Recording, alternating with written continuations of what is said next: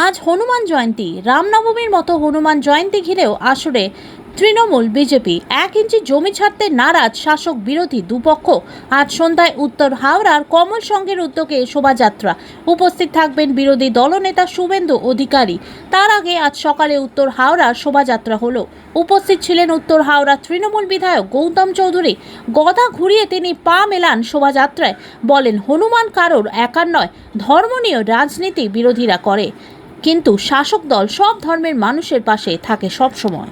আজকের এই শোভাযাত্রা এখানে আজকে বিকেল একটা অন্য রাজনৈতিক দলের নেতা আসছেন শুভেন্দু অধিকারী, এটা কি দাড়ি পাল্টাতে ভগবান কি কারো পাওয়ার অফ অ্যাটর্নি নাকি? আমাদের বাপ মা, আমাদের পূর্বপুরুষ যা শিখিয়েছে আমরা সেটা করে যাচ্ছি। আমরা নিজের ধর্মটাকে পুজো করি আর পরের ধর্মটাকে, অপরের ধর্মটাকে আমরা সম্মান করি। এটা ভগবান কারো সম্পত্তি নয়। আমরা হিন্দু শাস্ত্রের মানুষ। আমরা ছোটবেলা থেকে আমাদের কালচার, আমাদের সভ্যতা, আমাদের সংস্কৃতি, আমাদের পূর্বপুরুষ, আমাদের বাবা মারা শিখিয়েছে যে আমরা পুজো করি। আমরা শ্রীরামচন্দ্রের পুজো করি, বজরংবলীর পুজো করি, আমরা দুর্গা পুজো করি, আমরা ঈদ করি, মহরম করি, বকরি ঈদ করি। এটাই হচ্ছে আমরা এই বাঙালি সভ্যতা।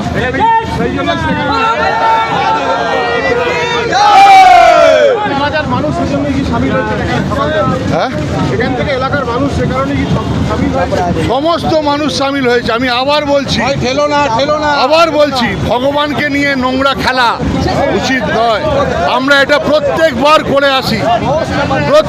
করে আসি, কিন্তু হঠাৎ করে এলাকার বাইরের একজন লোক সেই অনুষ্ঠান করুক, তাতে কোনো অসুবিধা নেই।